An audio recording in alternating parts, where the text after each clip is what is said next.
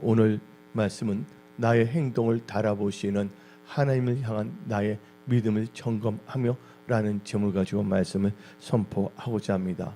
우리가 믿는 하나님은 나의 행동을 달아보시는 하나님이시며 내가 하는 일을 저울에 달아보시는 하나님이란 것을 우리는 알아야 하는 것입니다. 그래서 사무엘상 2장 3절 보면 다음과 같이 말하고 있습니다. 심히 교만한 말을 다시 하지 말 것이며 오만한 말을 너의 입에서 내지 말지어다. 여호와는 지식의 하나님이시니라. 행동을 뭐 한다고요? 달아보시니라. 우리 하나님 행동을 달아보십니다. 근데 이 사무엘상 2장 3절을 새 번역으로 읽어봅시다. 너희는 교만한 말을 늘어놓지 말아라. 오만한 말을 입 밖에 내지 말아라. 참으로 주님은 모든 것을 아시는 하나님이시며 사람이 하는 일을 저울에 달아보시는 분이시다. 그래서 우리 하나님은 우리 행동을 달아보시고 우리의 모든 것을 하나님의 저울에 달아보시는 하나님이라는 것을 우리는 알아야 됩니다. 그래서 오늘 본문 말씀을 보게 되면 다니엘서 5장에서도 하나님께서는 왕을 또 이렇게 달아보십니다. 다니엘서 5장 27절을 봅시다. 대개는 왕을 저울에 달아보니 부족함이 보였다 하며 하나님께서 다 달아보시는 것입니다. 우리 하나님은요 주무시도 아니하고 조지도 아니하십니다. 하나님께서 여러분들의 모든 것을 다 보고 계신다는 것입니다. 그래서 여러분들은 다니엘 같은 그 믿음을 가지십시오. 다니엘의 뜻은 뭡니까? 하나님은 나의 심판자. 사람은 못 본다 할지라도 하나님은 다 보고 계시고 다 달아보고 심판하신다는 것을 이름을 가진 자가 바로 이 다니엘입니다. 그리고 여러분들 또 성경 말씀을 보게 되면 욥기 31장 6절을 봅시다. 하나님께서 나를 공평한 저울에 달아보시고 그가 나의 온전함을 아시기를 바라노라. 이것을 현대인의 성경으로 보게 되면 만일 하나님이 나를 정직한 저울에 달아보시면 나의 진실을 아실 것이다.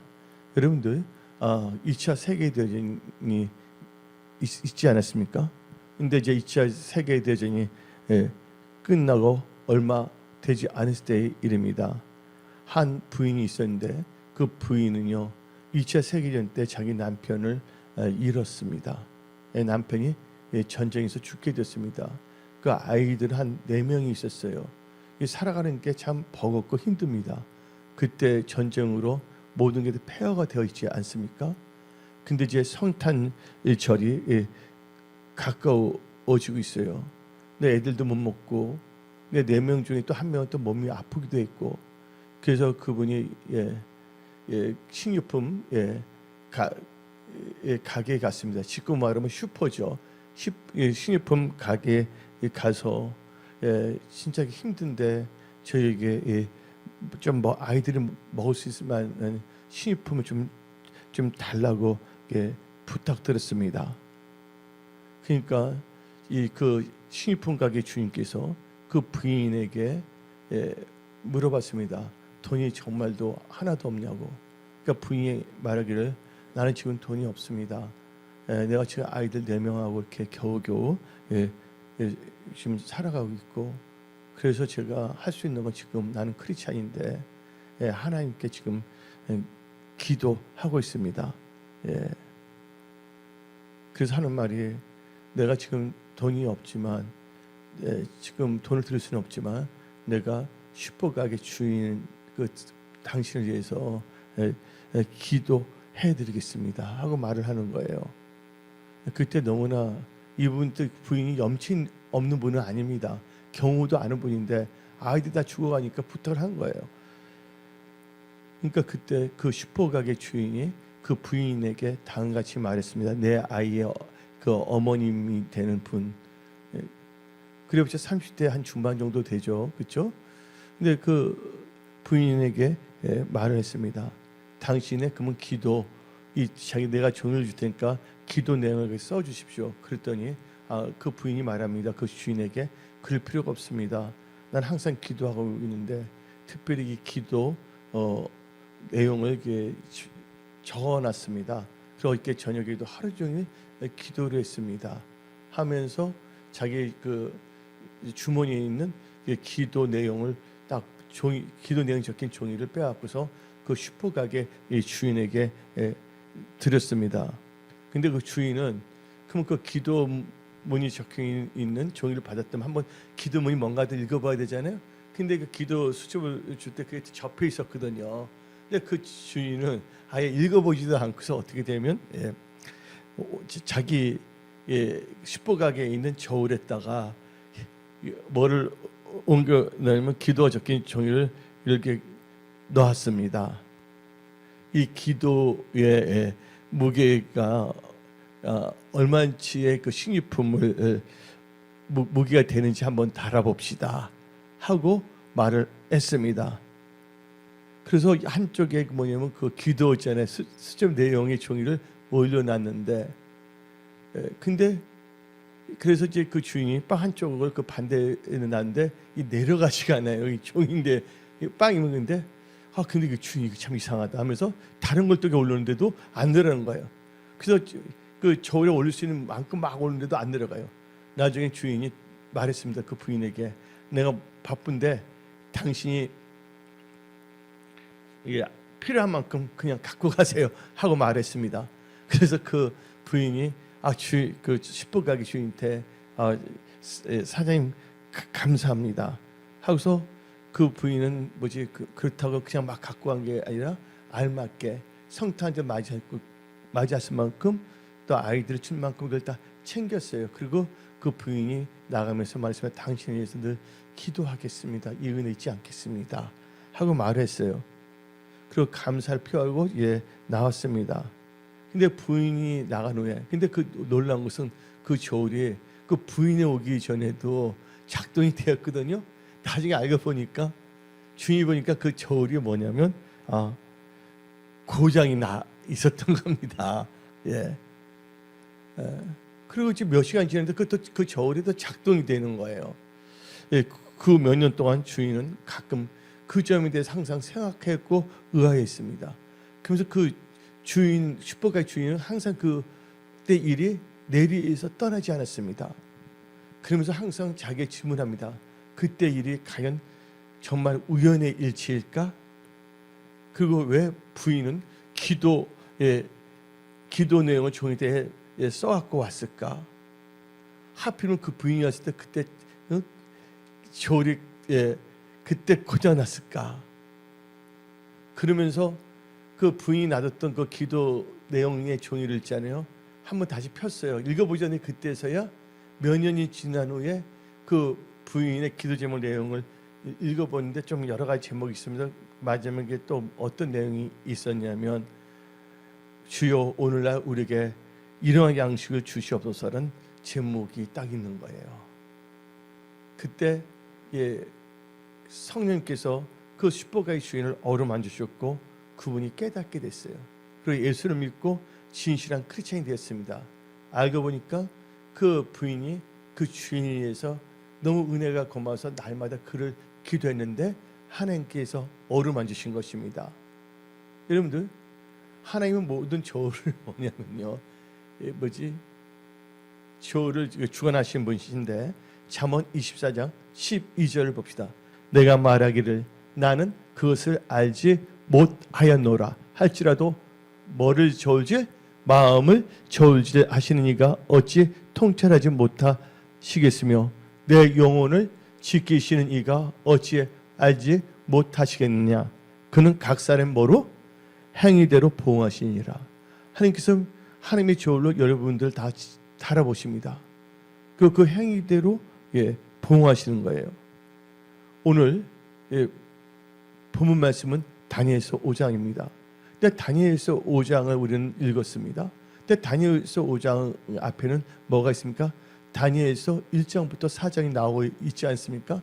근데 다니엘서 1장부터 4장은 느부갓네살 왕이 통치기에 일어났던 모든 일들을 기록한 거였습니다. 그리고 다니엘서 5장은 바벨론의 멸망에 가는 내용이 나오고 있습니다.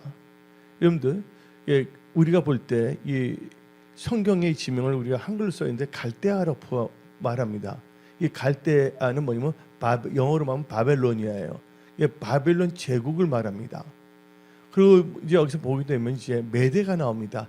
메대는 한글도 메대지만 영어도 MEDE 메대 그대로입니다. 그다음에 바사가 나오잖아요. 이 바사는 이게 고레스가 나중에 왕이 된 게 바사거든요. 이 바사라고 하는데 이 바사는 뭐냐면 페르시아입니다. 페르시아예요. 그래서 여러분들 갈대아는 뭐라고? 바벨론 제국. 메대는 그 메대고 바샤라는 것은 어떤 나라고요? 페르시아 제국입니다. 근데 느부갓네살 왕은 바벨론 제국의 전성기를 이뤘을 때 왕이었습니다. 근데 그도 인간이기 때문에 사람 한 번 태어났으면 죽게 되어 있는데 그는 BC 532년에 죽게 되었습니다. 그 바벨론은 어떻게 되냐? BC 539년 때에 메대와 바샤, 메대와 페르시아 제국이 합력해서 이 갈대아 바벨론 제국을 정복해 버렸습니다. 그래서 이 바벨론 제국은 끝나게 되었어요. 오늘 말씀이 나온 게 바로 다니엘서 5장입니다. 근데 느부갓네살 왕이 죽은 이후 이 역사를 보게 되면요, 우리는 역사 공부하는 것이 말씀을 통해서 우리는 깨닫는 지혜가 있어야 될 줄 믿습니다. 근데 느부갓네살 왕이 죽은 후 그의 아들인 모르다기 왕위를 계승했습니다. 근데 워낙 느부갓네살 왕이 카리스마 강하지 않았습니까? 리더십도 뛰어나 있고 또 이 느부갓네살 왕은 비록 이방 왕이었지만 그는 나중에 하나님을 경외하고 하나님을 믿었던 왕이었습니다. 느부갓네살 왕이 교만했다 한번 짐승같이 보낼 때도 있고 깨달았을 때 하나님께 다시 풀어주지 않았습니까? 느부갓네살 왕이 그 카리스마가 있는 왕인데 그분이 돌아간 후에 어떤 일이 있습니까? 정치적인 혼란기가 뒤따르겠습니다. 그래서 그 아들 웨일 모르닥이 이제 아버지를 이어 왕이 되는데 느부갓네살 왕의 사이인 사레셀에 의해서 살해를 당합니다. 그 메리 모르닥은 뭐냐면 2년 통치했어요. 2년 통치했고 사이가 자기 처남을 죽여버린 거예요. 그리고 자기가 통치자가 된 것입니다. 근데 그 사레셀도 왕권을 잡고 4년간 통치하다 죽게 됐습니다. 그래서 이제 사레셀의 아들이 있었는데 그 아들은 정신바가였습니다. 정신바가 아들, 근데 그 이름은 마르독입니다. 마르독이 왕이 되었습니다. 근데 그는 2달 만에 느부갓네살 왕의 또 다른 아들이 있지 않습니까? 느부갓네살 왕의 또 다른 아들인 나보 니더스에 의해서 돌매를 맞아 죽습니다. 근데 나보 니더스는 꿈이 많았던 사람입니다. 느부갓네살의 왕이 통치했을 때 그 영광을 다시 구현하고자 했습니다. 그래서 이제 정복왕이에요. 그 나보니더스라는 왕은. 그래서 그의 제 17년 동안 바벨론에 살지 않고 정복 전쟁을 위해 언정을 다녔던 왕이었습니다. 이 때문에 나보니더스는 자기의 아들도 있지 않습니까? 그 아들이 누구냐면 벨사살입니다. 느부갓네살 왕이 있고 그다음에 누가 나오냐? 나보니더스가 있고 나보니더스의 아들이 뭡니까? 벨사살이에요. 그러니까 벨사살은 누구의 손자였냐면 느부갓네살 왕의 손자입니다. 그래서 이 나보니더스는 정복을 하러 막 다녔어요. 그래서 이 오늘 본문에 나오는 벨사살 왕이 이 바벨로니아 이 제국을 섭정왕으로 통치하게 되었습니다. 근데 오늘 성경 말씀을 보게 되면 표현하고 느부갓네살 왕을 벨사살 왕의 부친이라고 표현했는데 그것은 진짜 아버지가 아니라 느부갓네살의 후손이기 때문에 대표적인 왕이 느부갓네살이기 때문에 벨사살의 선조라는 의미로 아비라고 표현한 거였습니다. 근데 여러분들, 근데 바벨로니아 제국, 이 갈대아 제국은요 겉으로 보기에는 아직도 강력하게 보였습니다. 벨사살 왕은요 전쟁을 대비하여 요새마다 많은 곡물을 저장하여 20년 동안은 견딜 수 있게끔 모든 것을 준비해 했습니다. 또 이 바벨로니아의 제국의 수도는요, 어디에 있었냐면 유프라테스 강에 둘러싸여 있는 천연적인 요새였습니다. 그리고 도시 성곽을 어떻게 세웠냐면 바깥의 성곽의 높이 10.6m, 높이가 10.6m면 커야 않을까. 그 당 지금도 10.6m는 크잖아요. 10.6m의 폭은 2.6m의 넓이의 성곽을 쭉 싸게 했어요. 그리고 안으로 800m를 더 들어가서 똑같은 성곽을 또 세운 거예요. 그리고 그렇다면 밖에 성곽과 또 안에 성곽이 속이 안에 뭐가 땅이 있잖아요. 이게 이 폭이 800m인데 거기서 뭐를 하냐면 유사시를 대비해서 이 기름진 땅인데 거기서 뭐냐면 유사시에는 작물도 만들기 위해서 농사를 지을 수 있게끔 만들어서 철저하게 준비가 되어 있었습니다. 또 중요한 것은 바깥 성벽이 있잖아요. 성벽 옆에는 깊이 9m의 수로 물로 다 둘러싸게 해서 적이 쳐들어오지 못하게끔 만들어놨습니다. 그리고 뭐냐면 그 수도는 유프라tes 강가에 있기 때문에 물이 충분했습니다. 그래서 그리고 또 이 바벨론 제국은 막강한 군사력을 갖고 있었습니다. 한마디로 인간적으로 볼 때 이 바벨론 제국과 이 도시 수도 캐피탈 이 수도는 난공불락인 것처럼 다 느꼈습니다. 그래서 적들이 이 방어선을 도저히 뚫고 들어올 수 없어 보였습니다. 여러분들, 근데 우리의 토인비라는 역사학자가 있는데 대부분의 그 강대국이 망했을 때 외부가 침략해서가 아니라 내부의 내부의 부패, 타락, 도덕적 타락과 영적 부패로 해서 거기다 망한다고 이 역사학자 토인비는 말하고 있는 것입니다. 미국 보시기 바랍니다. 동성애가 창궐하고, 그다음에 PC주의가 나오고 온갖 이상한 게 나오지 않습니까? 그러니까 미국이 지금 뭐냐면 쇠락해가고 있는 것이에요. 지금 현재. 그러니까 트럼프라는 대통령은 우리가 볼 때는 좀 안 좋지만 그분은 뭐냐면 미국을 어떻게 해서든 다시 위대하게 만들겠다고 마음을 먹었는데, 근데 미국한테는 좋을지 모르지만 자기 뭐냐면 가신 국가들, 동맹 국가들을 일단 나부터 살아보자 눈에 한번 다 뜯어서 미국을 갖고 가는 거예요. 그러니까 트럼프는 미국에 위해서는 좋은 대통령일지 모르지만 우리 입장에서 볼 때는 뭐를 봅니까? 우리 모든 것을 이렇게 약탈하는 것을 보일 수도 있지 않습니까? 하여튼 근데 문제는 뭐냐면요, 내부가 부패하게 되면요 무너지게 될 수밖에 없습니다. 이건 성경이 말하는 역사의 법칙이에요.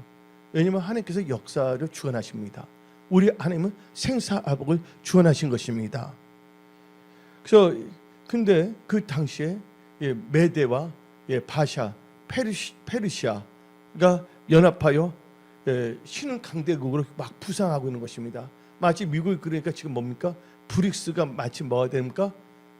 신흥 강대국으로 지금 부상하고 있는 것 똑같은 겁니다. 그들은 그래서 뭐냐면 그 메대와 페르시아, 바샤는 어떻게 생각을 했냐면 나보니더스 왕의 언정을 잘 나가니까 나보니더스가 수도에 없을 때 다른 나라 지역에 언정할 때 그때 그 주력 부대를 가지고 갈대아를 정복하자 하고 계획을 세웠습니다. 그때 메대와 바샤, 페르시아의 연합군의 수장은 누구였냐면 여러분들 성경이 잘 나오는 고레스입니다. 페르시아의 왕이 고레스잖아요. 고레스를 또 하나님께 축복해서 안 했어요. 또 고레스는 나중에 하나님을 알게 돼 있고 나중에 이 이스라엘 백성들이 복귀할 때 성전을 건축할 수 있고 도와줬던 분이 누구냐면 고레스예요. 그래서 영어로 뭐냐면 사이러스라고 합니다. 그래서 이게 이 고레스의 기름 부음을 영어로 하면 사이러스 어노인팅이라고 하는데, 이 고레스가 어떻게 보면 바벨론 지역을 다 돌파했어요. 다 격파했어요. 뭐만 남았냐? 도시만 남은 거예요. 그 성곽을 쌓아지는데 일대 벨사사 왕은 어떻게 했습니까? 벨사사가 이 바벨론 갈대아는 풍전 등화 앞에 있었던 것입니다. 이럴 때 뭐 아버지 왕이 빨리 돌아왔으면 얼마나 좋겠습니까? 근데 그때 벨사살 왕은 교만하고 어리석습니다. 이런 위기 상황에서 생명을 걸고 나라를 지키기 위해서 임전태세를 갖추고 경계를 해야 되는데 어떻게 되면 벨사살 왕은요 여유 있게 이 성이 이제 2개나 되는데 저도 들어올 수가 없어 난공불락이야 하면서 자기 이런 중에서도 자기가 대단하다는 걸 보여주기 위해서 큰 잔치를 배설하고 허세를 부리기 시작했습니다. 그는 적군이 철통 같은 방어를 들고 뚫을 방법이 전혀 없다고 그는 생각했기 때문입니다. 그 백성들에게 어떻게 되냐면 자기의 건세를 가세하기 위하여 바벨론 제국에서 제일 뭐를 했냐면 가장 화려한 잔치를 열게 되었습니다. 그리고 이 벨사살 왕이 이 바벨론 제국의 VIP 제일 중요한 분들 있잖아요. 1000명을 초대했습니다. 그때 그 잔치는 왕후와 병궁들과 중요한 분들이 딱 있었어요. 근데 나라가 이기에 다 처해 있는데도 뭐예요? 흥청망청 방탕한 것을 오늘 다니엘서 5장을 통해서 알고 있습니다. 여러분들 아무리 강대국이고 잘 따르더라도 뭐예요? 하나님께서 훅 불면 날아갈 수 없다는 걸 아시기 바랍니다. 이 세상에 있는 것은 다 누구에 달려 있습니까? 하나님의 손에 달려 있다는 것을 깨달으십시오. 여러분들이 인생을 살아갈 동안 하나님을 의식하십시오. 그 하나님을 찾으십시오. 범사의 하나님을 인정하십시오. 하나님의 지도함을 받는 복된 크리스찬들이 다 될지어다. 그리고 이 또 술 취한 벨사살 왕은요 예루살렘에서 가까운 예루살렘에 뭐입니까? 하나님의 성전이 있지 않습니까? 성전에 있었던 기물들 있지 않습니까? 금그릇, 은그릇, 나무그릇 그것을 또 빼앗고 와서 거기다가 뭐랍니까? 망령되게 성물에다 술을 따라서 마시기 시작했습니다. 여러분들 느부갓네살 왕은 카리스마 강한 왕이지만 느부갓네살은 누굴 경외했어요? 나중에 하나님을 경외하기 때문에 비록 이방 왕이었지만 예루살렘에서 가까운 성전에 있었던 도구는 손을 대지를 아니했습니다. 그래서 뭘 의미하는 겁니까? 느부갓네살 왕은 하나님을 경외했다는 거야. 그러나 벨사살 왕은 뭐야? 그런 개념이 없는 것입니다. 그래서 여러분들 개념을 바로 잡으십시오. 올 때는 여러 가지 모습을 봤습니다. 지금 여기 지금 상황이 좋은 분도 있고 상황이 어려운 분도 있습니다. 여러분 그러나 오늘 신과 진정으로 예배를 드리러 나왔고 하나님의 말씀을 듣고자 나왔습니다. 하나님은 오늘 예배드리는 여러분들을 1:1 맞춤형으로 다 깨닫는 은혜를 주십니다. 오늘 말씀을 듣고 살아간다면 여러분들은 돌파하고 승리할 수밖에 없습니다. 전쟁은 누구에 속했다고요? 하나님께 속했다고 사무엘서는 말하고 있는 것입니다. 그리고 이 벨사살 왕은 그 성전 기물에다가 술 맞는 것이 아니라 하나님을 모독했어요. 그리고 우상을 섬겼습니다. 그때 어떻게 되면 이 벽 있잖아요. 벽에서 뭐가 나면 손이 탁 튀어나옵니다. 그리고 벽에다가 글을 쓰기 시작합니다. 그게 다니엘서 5장 5절입니다. 그때에 사람의 손가락들이 나타나서 왕국 촛대 맞은편 석계벽에 글자를 쓰는데 왕이 그 글자 쓰는 손가락을 본지라. 근데 여러분들 그때 왕과 주인의 사람은 놀라버렸어요. 어떻게 벽에서 손이 탁 튀어서 쓰는 건 있을 수가 없는 거잖아요. 한상도 아닙니다. 실제적으로 일어난 거예요. 나는 그런 경험이 있었거든요. 방배동에 있을 때. 이거 뭐또 신비주의는 아니, 난 배격합니다. 딱 근데 진짜 엉뚱하게 나타나서 잠을 자고 있는 것도 아니 한상도 아닌데 그때 나를 쳤어요. 그때 진짜 아파서 며칠 고생한 적이 있었어요. 그때 또 영적 전쟁을 내가 선포요. 그래서 그때 몇 명이 그때 119로 실려간 사람이 몇 명 있었어요. 끊는 기도를 했을 때. 이건 그때 겪었던 분들은 다 알고 있어요. 근데 그들이 술이 취해서 착각 속에서 그 망상 속에서 본 게 아니었습니다.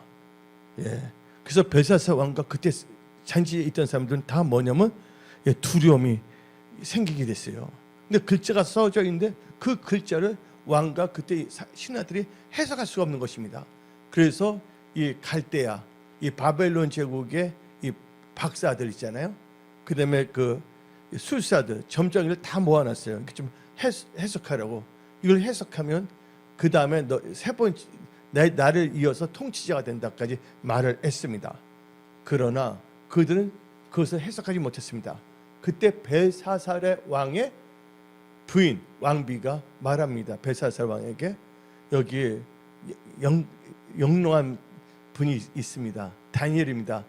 그분한테 부탁했으면 좋겠습니다. 그래서 다니엘이 와서 글자에 떠서 해석해 줍니다.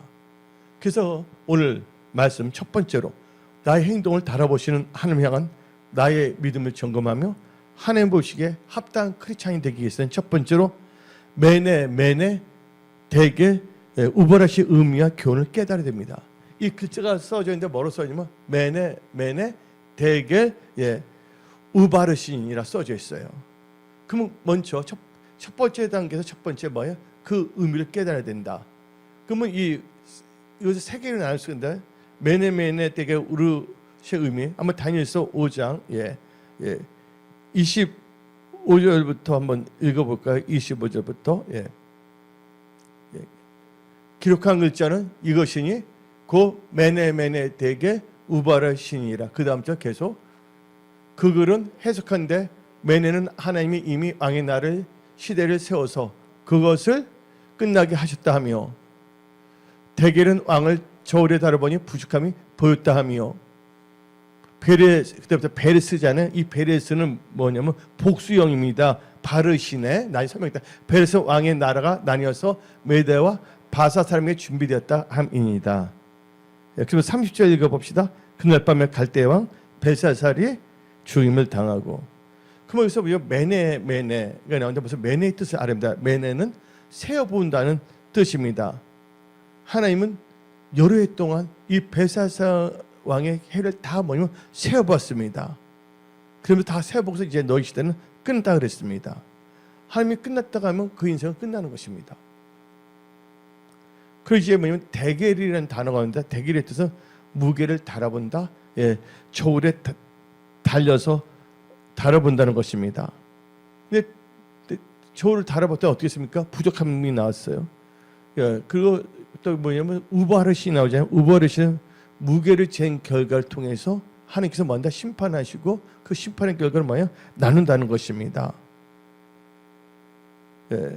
그렇다면 이제 의미를 알게 됐습니다. 그렇다면 매네 대개 우바르신의 그 주는 교훈을 우리는 깨달아야 되는데 우리는 여기서 어떤 교훈을 깨달으냐? 하나님은 우리의 모든 것을 다 세고 계신다. 달아보신다는, 다 세고 계신다는 것입니다. 그래서 성경 말씀을 보게 되면 매네라는 말은 다시 뭐랍니까? 세다, 개수되어진다는 뜻입니다. 그래서 여기서 볼 때 매네가 한 번 나온 게 아니라 뭐 있을까? 매네는 뭡니까? 하나님은 세고 또 세신다. 여러분들 하나님 모든 것 다 세시는 하나님이십니다.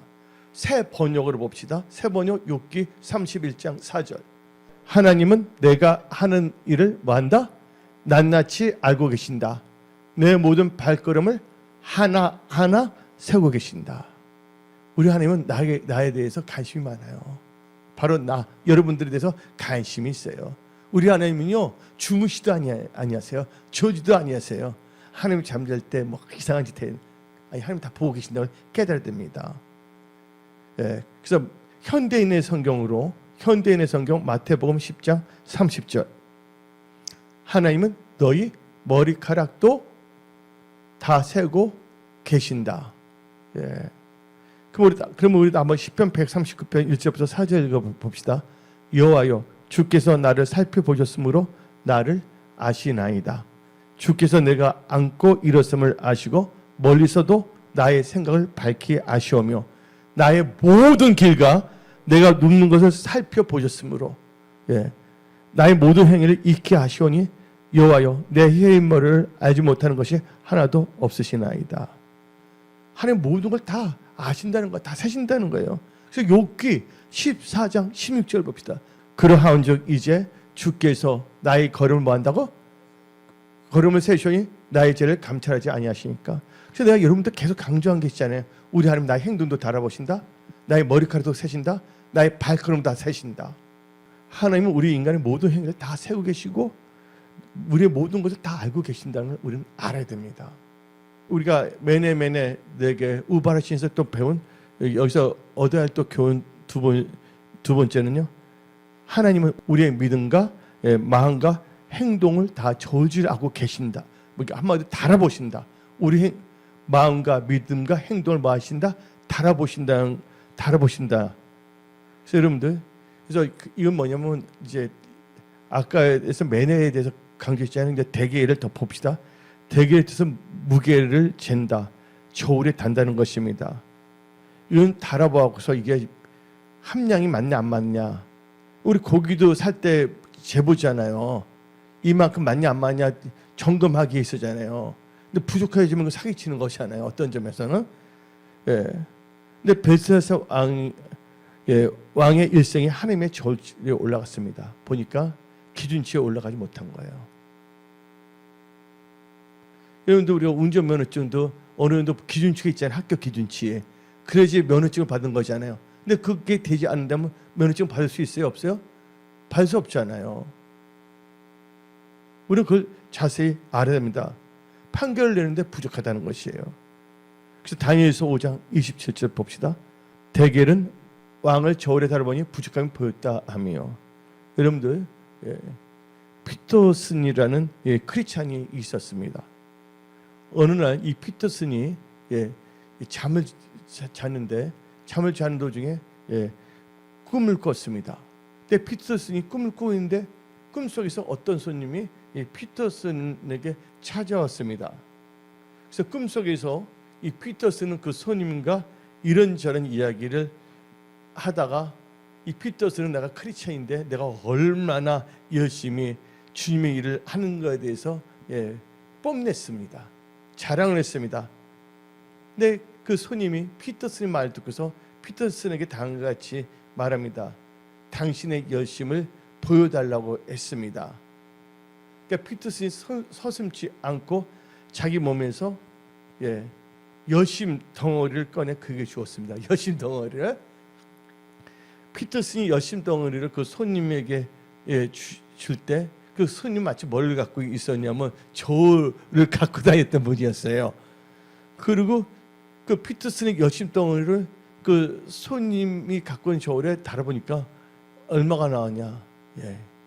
거기 뭐냐면 1000g이 나왔습니다. 1000g. 얼마나 대단한 겁니까? 1000g이 나왔어요. 그런데 그램은 1000g인데 1kg이잖아요. 1kg 그렇죠? 근데 그 손님이 1000g입니다 말하면서 뭐냐면 그 열심 덩어리의 그 구성분자를 분석하기 시작했습니다. 열심 덩어리 뭐로 구성되어 있는가 분석하니까 야심이 20%, 의심이 19%, 명예심이 15%, 교만이 15%, 거만함이 10%, 기타가 13%.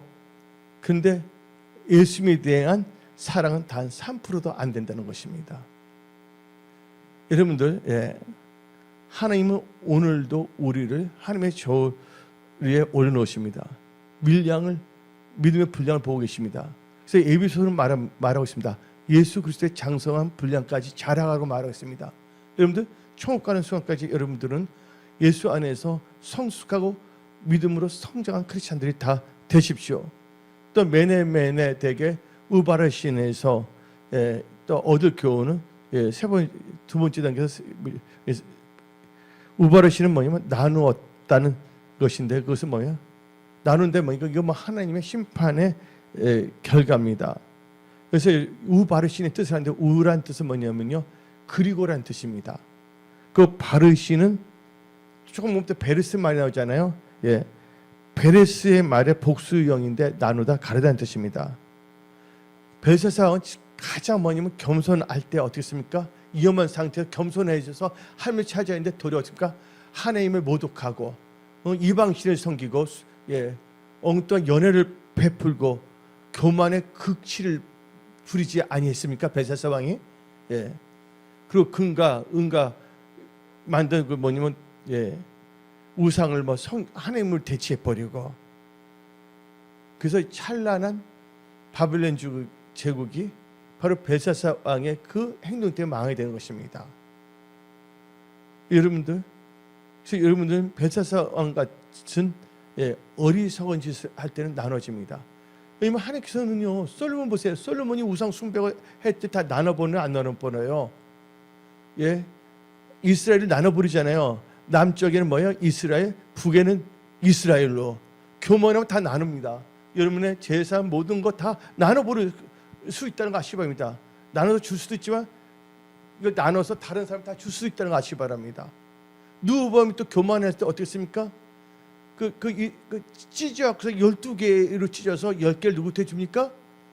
여로보암에 주고, 르호보암이 잘해서가 아니라 다윗을 생각해서 르호보암에게 유다와 두 지파 주지 않습니까? 벤자민과 이거 잘 알아야 됩니다. 근데 이 벨사살은 너무나 하나님 보시기에 악독하기 때문에 있는 거 다 빼앗겨서 다 나눠서 하나님께서 두 나라에 줘버립니다. 하나가 뭐니까 메대, 하나는 누구? 페르시아 제국에 주는 것입니다. 두 번째, 이제 첫 번째 단계 끝났습니다. 두 번째 단계에서 나의 행동을 달아보시는 하나님 향한 나의 믿음은, 오늘 본문 말씀을 통하여 우리는 제약의 그 위험성을 우리는 깨달아야 됩니다. 여러분들, 제약과 강포함이 넘치면 반드시 심판과 하나님의 징계가 있다는 거 아시기 바랍니다. 뭐가 심한다면 제약과 교만의 강포함이 있다면. 그러면 창세기 6장 5절 봅시다. 여호와께서 사람의 제약이 세상에 간용한가, 그 마음에 생각의 모든 계획이 항상 악할 뿐임을 보시고. 그 다음에 13절 봅시다. 13절, 하나님이 노아에게 이르시되 모든 혈육 있는 자의 포악함이 땅에 가득함으로 그 끝날이 내 앞에 이르렀으니 내가 그들을 땅과 함께 멸하리라. 오늘 본문 말씀에 나오는 벨사살 왕의 죄를 보면서 우리는 제약을 경계해야 된다는 것입니다. 벨사살 왕의 죄를 통해서 우리는 뭘 깨닫냐? 우리는 교만해서는 안 된다. 하나님의 거룩한 신성한 선물을 욕되게 사용해서는 안 된다. 27절 아니에요? 23절. 도리어 자신을 뭐요?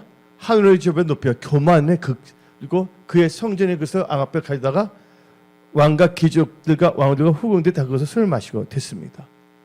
교만하고 성물을 우습게 여기면 안 된다는 것입니다. 그런데 느부갓네살 왕도 교만했다가 어떻게 했으면 비참한 때가 있습니다. 근데 다니엘서 5장은 느부갓네살 왕의 그 케이스도 보여주는데, 다니엘서 5장 20절을 봅시다. 그가 마음이 높아지며 뜻이 안악하여 교만을 행함으로 그의 앙의가 패한 바 되어 그의 영광을 빼앗기고, 나중에 그가 들짐승같이 딱 깨달을 타임에 다시 세우지 않았습니까?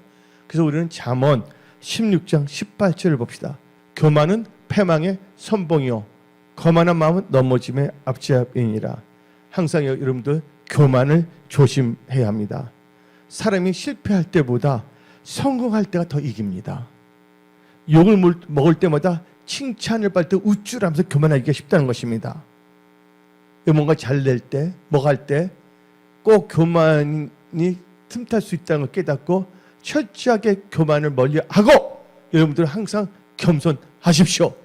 겸손한 자에 은혜를 주시고 겸손한 자에게 지혜를 주시며 겸손한 자의 소원을 하나님께서 들어주시는 것입니다. 또 이 벨사살 왕의 제약의 특징의 두 번째는 우상을 찬양하고 하나님께 영광을 돌리지 않았다는 것입니다. 다니엘서 5장 23절을 봅시다. 왕과 귀족들과 왕후들과 후궁들이 다 그것을 술을 마시고, 왕이 또 보지도 듣지도 알지도 못하는 금은구리 새와 나무 돌로 만든 신상을 찬양하고, 도리어 왕의 호흡을 주장하시고 왕의 모든 길을 작정해 하나님께 영광을 돌리지 않았더라. 여기서 놀라운 말입니다. 하나님은 뭘 작정하신다고? 우리의 호흡을 주장하시고 모든 길을 작정하신 하나님이십니다. 이번 금요 7월 기도를 끝나고 집에 들어갈 때 뭔가 살 게 있어서 뭐냐면 그 킥스토어 편의점에 들리게 됐어요. 편의점에 들어서 뭘 사고 딱 해서 집에 딱 들어가고서 주차장에 주차를 딱 하는데 나와서 이게 뭐냐면 문을 누르잖아요. 하는데 안 되는 거야. 알고 보니까 안 되는 거야. 보니까 배터리가 나간 거야. 그때는 하나님께 감사드렸습니다. 왜냐면 금요일에 비가 많이 왔거든요. 근데 길거리에서 그렇게 날때 봐. 진짜 이게 세상 말로 난리 부르스가 일어난 거지. 불편한 게. 근데 하나님께서 어떻게 딱 뭐냐면 주차장까지 딱 오게 해서 알고 보니까 하이브리드가 그 배터리가 뭐냐면 5년 정도가 수명 기간인데 딱 거기서 딱 한 거야. 그것도 뭐냐면 집에 딱 도착해 기도하고 딱 도착하니까. 그러니까 하이브리드는 뭐냐면 배터리 있는 게 앞에 있는 것이 아니라 또 뒤에 있더라고요. 그래서 그래서 하나님 감사합니다. 나를 지키신 하나님. 뭐예요? 그래서 오늘 본문 말씀이 나오잖아요. 나의 호흡을 주장하시고 나의 모든 길을 작정하신 하나님. 여러분들 잘 될 때 교만하지 마십시오. 섰다 하는 순간 뭐 할까? 넘어질까 조심하십시오. 그래서 여러분 처음 사랑, 처음 믿음, 처음 행위를 버리지 마십시오. 오늘 여러분들 오늘 말씀을 듣고 깨닫고 믿음을 산다면 하나님께서 모든 거 잃어버린 것들을 다 회복시켜 주십니다. 만왕의 왕이 여러분의 하나님이시며 여러분의 아버지십니다. 세 번째로 나의 행동을 달아보시는 하나님 향한 나의 그 세 번째 제가 깨달을 게 뭐냐면 하나님 뜻과 교훈을 알고서도 무시한 죄. 느부갓네살 왕의 케이스를 다 알았잖아요. 근데 알고서도 하지 않았다는 거예요. 오늘 말씀을 듣고서 행동하지 않으면 안 됩니다. 다니엘서 5장 22절 봅시다. 벨사살이여 왕은 그의 아들에 대해서 이것을 다 알고도 아직도 마음을 낮추지 아니하시고 느부갓네살 케이스를 봤음에도 보고 그래요. 여러분들 은혜 속에서 살다 보면 교만하다가 이상하게 되는 사람도 많습니다. 그걸 봤음에도 불구하고 자기도 모르게 뭔가 되면 어깨에 훅가시 확 주고 목에 기부스를 하고 본인이 똑똑해서 잘된 걸 착각합니다. 우리가 잘된 것은요 우리가 똑똑해서가 아닙니다. 하나님의 은혜를 받았기 때문입니다. 여러분들 똑똑한 사람 얼마나 많습니까? 요새 젊은 엄청나게 똑똑합니다. 절대로 여러분들 훅가시 주지 마십시오. 목에 기부스 하지 마십시오. 스스로 잘 점검하시길 바랍니다.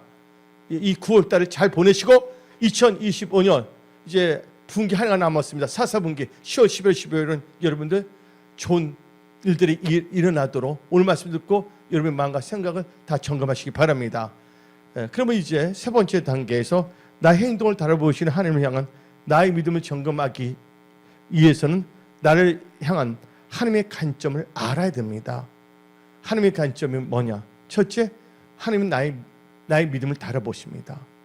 야고보서 2장 18절 봅시다. 어떤 사람 말하기를 너는 믿음이 있고 나는 행함이 있으니 행함이 없는 너 믿음을 내게 보이라. 나는 행함으로 내 믿음을 너에게 보이리라. 그래서 여러분들 믿음으로 살지어다. 믿음이 없이는 누굴 기쁘게 할 수 없다고요? 하나님을 기쁘시게 할 수 없다. 하나님을 기쁘게 하는 자가 되시기 바랍니다. 그는 이제 하나님의 그 소원을 다 이루어 주십니다. 또 하나님은 뭐를 달아보시냐? 하나님은 우리의 행실과 열매를 달아보십니다. 마태복음 5장 16절 봅시다. 이같이 너희 빛이 사람 앞에 비치게 하여 그들로 무슨 행실을? 너희 착한 행실을 보고 하늘에서 너희 아버지께 영광을 돌리게 하라. 그래서 여러분들 에베소 4장 9절 보기도 딱 찾지 마십시오. 빛의 열매는 모든 착함과 의로움과 진실함입니다. 그러면서 우리는 에레미야 17장 10절을 봅시다. 나 여호와는 뭐를 살피고 심장을 살피며, 그러니까 한번 세어본다는 거죠. 폐부를 시험하고 각각 그의 행위와 그의 행실대로 보응하나니. 또 하나님은 또 열매를 봅니다. 마태복음 7장 18절부터 20절 봅시다. 다 같이. 좋은 나무가 나쁜 열매를 맺을 수 없고 못된 나무가 아름다운 열매를 맺을 수 없느니라. 아름다운 열매를 맺지 아니한 나무보다 찍혀 불에 던져지니라. 이러므로 그들의 열매를 그들 알리라. 교만은 망합니다. 하나님이 싫어한 거 이다. 보세요. 이번 역사를 볼 때 뭐 신천지에 있다, 뭐 있다, 통일교에 있다가 법사에 있다, 도사에 있다. 그래서 잘 될 줄 압니까? 아니에요, 여러분들. 우리는요 믿음의 사람입니다. 우리는 자루나 우르나 취치지 아니고 오직 하나님 말씀의 은혜에 푹 담가져서 말씀을 따라가는 성경적 크리스찬이 다 될지어다. 아멘. 예, 우리는 다시 일어나야 됩니다. 그래서 우리가 우리나라에서 기도해야 됩니다.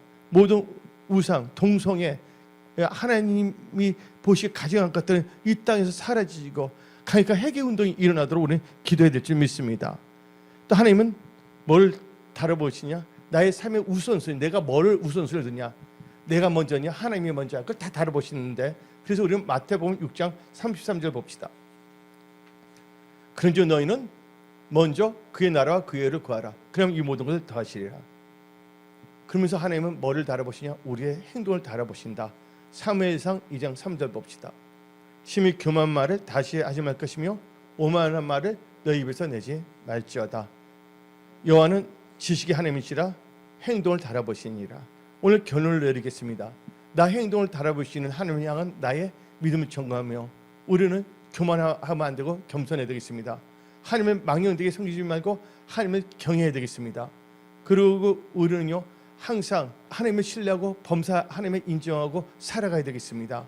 그래서 오늘 이 말씀 한 번 더 읽고 마치도록 하겠습니다. 잠언 3장 5절부터 6절. 너는 마음을 다하여 여호와를 신뢰하고 너 명철을 의지하지 말라. 너는 범사에 그를 인정하라. 그러면 너희를 지도하시리라. 하나님의 지도함을 받아 여러분들이 주 안에서 승리하고 형통하며 하나님의 선한 청지기로 하나님께 영광 들며 예수 믿는 그를 잘 섬기며 살아가는 복된 크리스찬들이 다 될지어다. 오늘 말씀 마치겠습니다. 기도하겠습니다.